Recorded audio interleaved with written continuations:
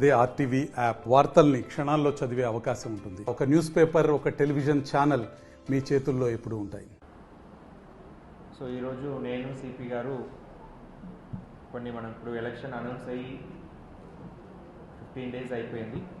So ఇప్పుడు దాకా ఈ ఎలక్షన్ ప్రిపేర్నెస్లో భాగంగా ఏమేమి యాక్టివిటీస్ చేశామని మీకు బ్రీఫ్ చేయడానికి కోసం ఈ సమావేశం నిర్వహించడం జరుగుతుంది.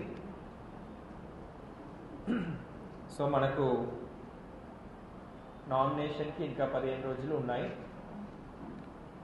సో ఈ సందర్భంగా ఈ నామినేషన్ 18th నుంచి నామినేషన్ సబ్మిషన్ ఉంటుంది. కానీ మన కలెక్టరేట్లో నెక్స్ట్ వీక్ నుంచే నామినేషన్ ఫామ్స్ లభ్యం ఉంటుంది. సో ఎవరైతే నామినేషన్ ఫైల్ చేయాలని అనుకుంటారో వాళ్ళందరూ కూడా ఆ కలెక్టరేట్లో ఉన్న హెల్ప్ డెస్క్లో ఈ ఫామ్స్ కలెక్ట్ చేసుకోవచ్చు. ఎందుకంటే కరెక్ట్ అయిన ఫార్మాట్లో నామినేషన్ ఫైల్ చేయకపోతే అది తిరస్కరణకు గురి అవుతుంది. కాబట్టి కొంతమంది ఆన్లైన్లో డౌన్లోడ్ చేసుకుంటారు, దాంట్లో పాత ఫార్మాట్స్ ఉంటాయి.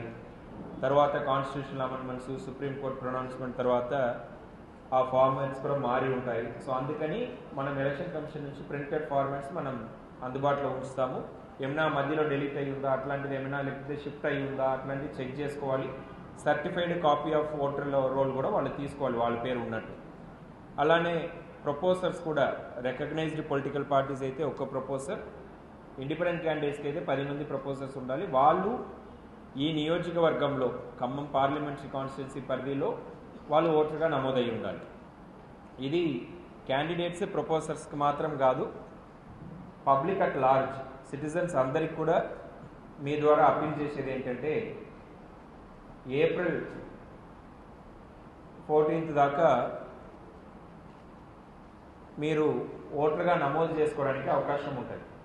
సో ఏప్రిల్ 1st నాకు 18 అయ్యింది, నేను అప్లై చేసుకోవచ్చా అనే డౌట్ ఉన్న వాళ్ళు ఏం డౌట్ పడనక్కర్లేదు, మీరు అప్లై చేసుకోవచ్చు.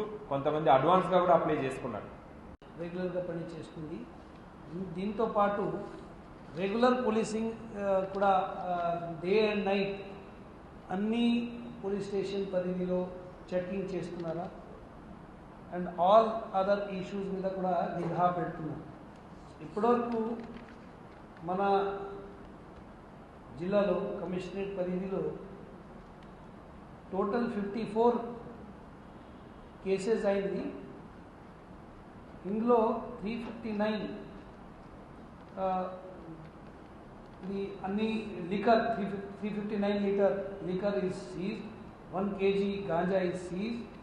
దెన్ టోటల్ క్యాష్ ఇప్పటివరకు 77,10,000 rupees have been seized. So ఇప్పుడు ఇందులో కొన్ని ప్లేసెస్లో మళ్ళీ సేమ్ ఇష్యూ వస్తుంది. మీకు లాస్ట్ టైం కూడా చెప్పడం జరిగింది that anybody who is carrying a cash more than 50,000, mostly ఇది మనకు ఈ కార్యకర్తలకు సంబంధించిన పొలిటికల్ లీడర్ సంబంధించిన ఉన్నాయి. But normal public also whenever they are carrying a cash, please try to carry some documents so that they do not feel harassed.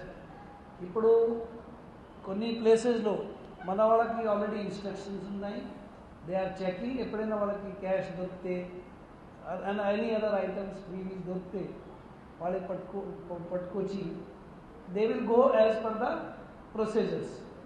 ఇప్పటివరకు ఇందులో cash సీజర్లో ఎక్కడైనా ఎఫ్ఐఆర్ చేయట్లేదు, because no cash is found to be related to election funding. So then other issues, law and order ఇప్పటివరకు ఎక్కడైనా మనకు problem రాలేదు.